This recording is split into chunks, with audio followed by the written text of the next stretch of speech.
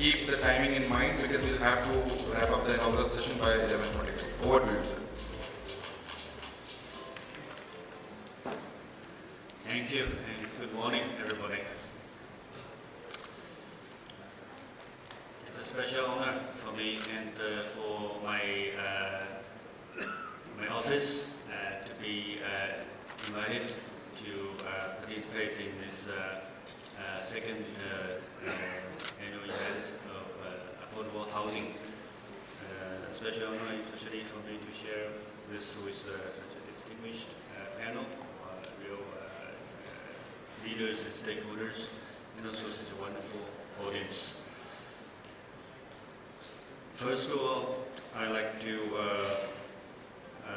share the Chinese focus on solving the problem. I guess I'm invited here because we have similar challenges and also opportunities.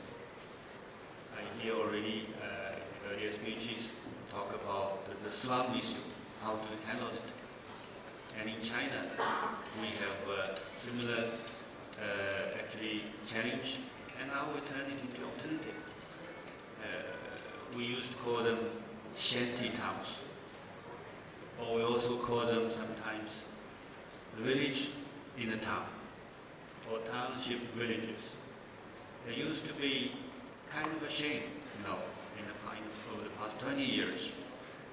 But now, how do we really transform? How do we, through concerted efforts of all the stakeholders, government playing a leading role, how do we really transform the shanty towns into either, again, a village, but a beautiful village in a town?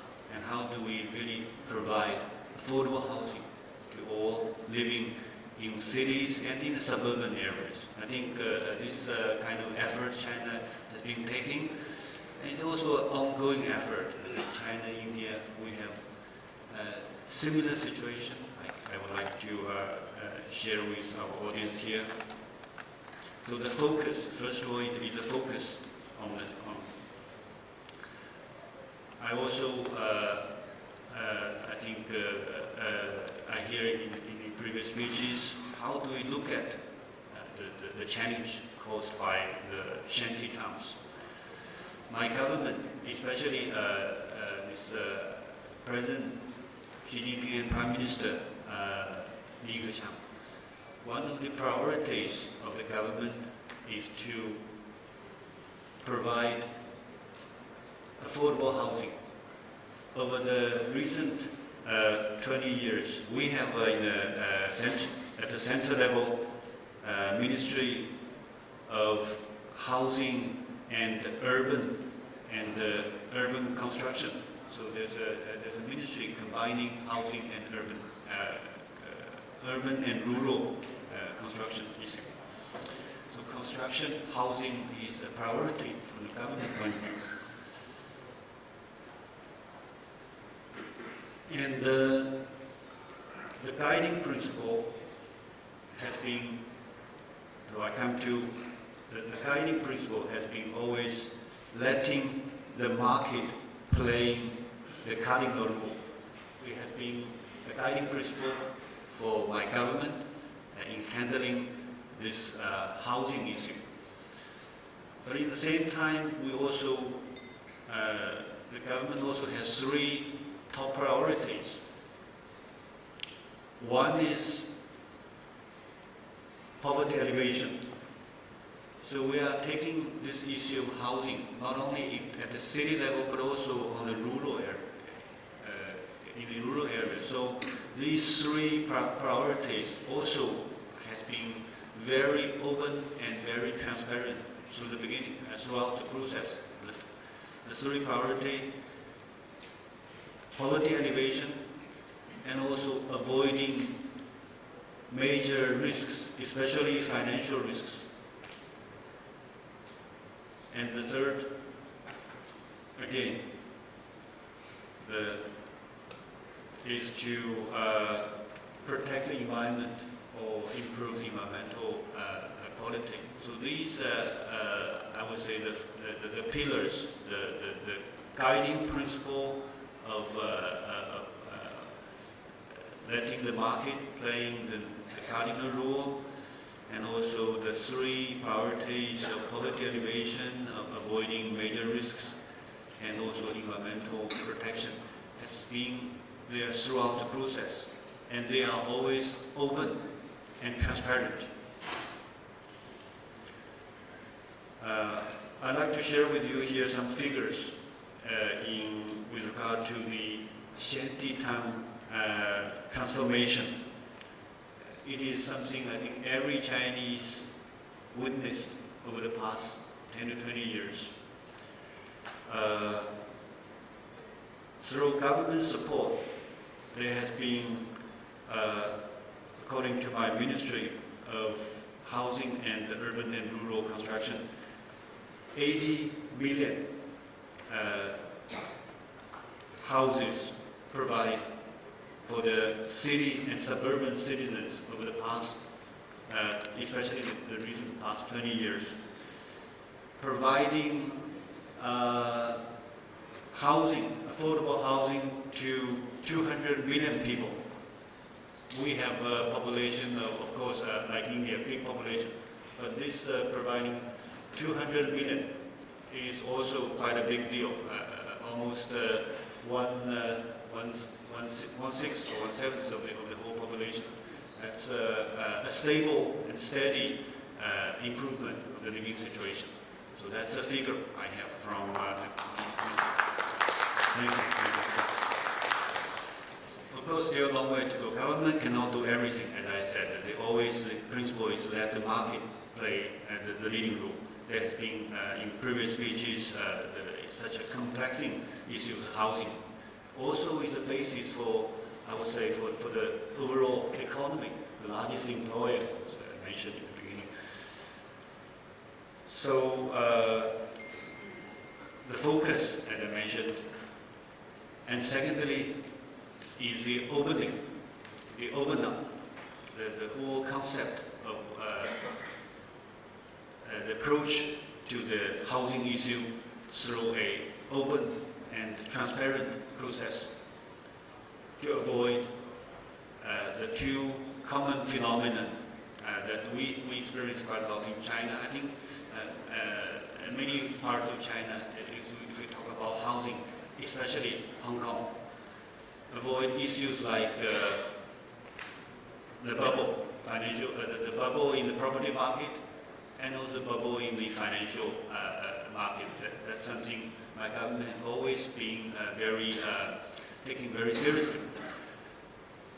And another issue that we need to avoid is through this publicity, through this openness, transparent process, to avoid corruption.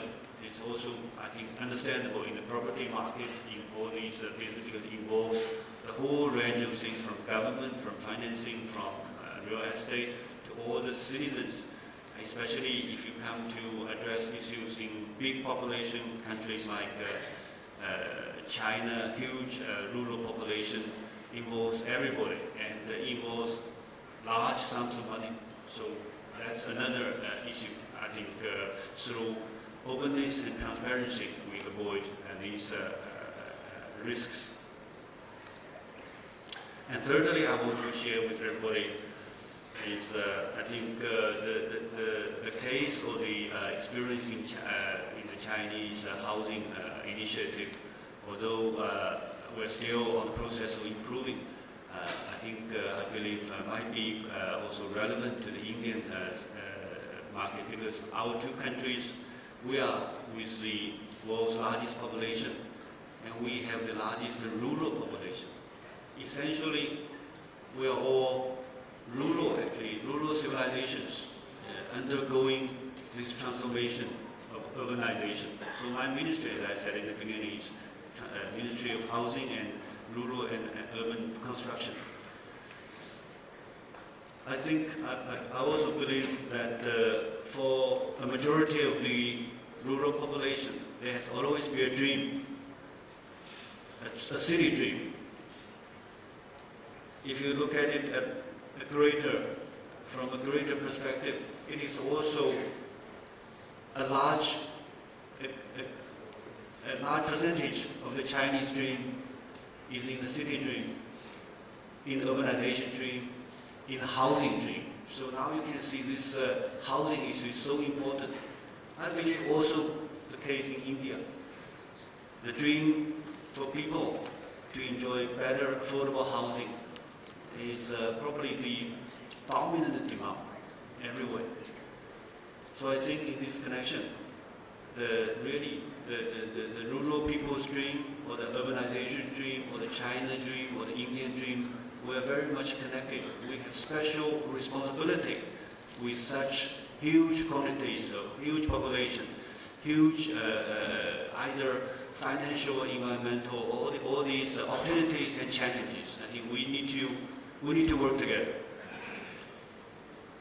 Actually, when I first got the invitation, I thought in China-India cooperation, usually I should not be invited to speak.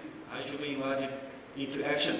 In China-India cooperation, many of you might have experience of visiting China, cooperating with Chinese parties.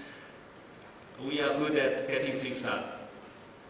And in the meantime, I think our Indian colleagues, Indian friends, very good at branding, telling the story, such as the organization of the conference, wonderful organization. I think this again shows that the great potential, China, India, we have special responsibility, huge population, majority of the world, almost one-third of the population of the world. So why don't we join together? I think so this conference is a good beginning, discussion, and then we can join together in action. There was talk about a gentleman, a speaker about scenic. Scenic, one of the modern landmarks of Mumbai. I don't know whether you are aware of that. Scenic was finally built by Chinese engineering company, China Harbor Engineering Company. So it's just one sign of how we really get things done on the ground. Of course, we did not get the first meeting, but finally, and then the Chinese companies, because we have this capacity and this similar experience to get things done here. And we need to work closely with China and India. Together, I think this China and Indian dream of housing, but also I think our national dream, closely connected. As we all talk about housing, it's a long-term, it's a strong commitment. So I'm here really especially honored, and I want to thank especially the Maharashtra state government for inviting, and also to Elets for actually in the conversation I've been thinking about how we can really help put up a platform for the business, for the state, for the local leaders to mingle together, to share ideas, how to focus, how to gradually open up, and how to gradually come to action together. I want to also maybe introduce my colleagues from the economic section, my commercial counselor, Councillor Liu Miming, please stand up, my commercial chief, and also Mr. Guocai from the commercial office. We stand here ready to be able to help connect the business and the local governments in affordable housing. Thank you all. Thank you.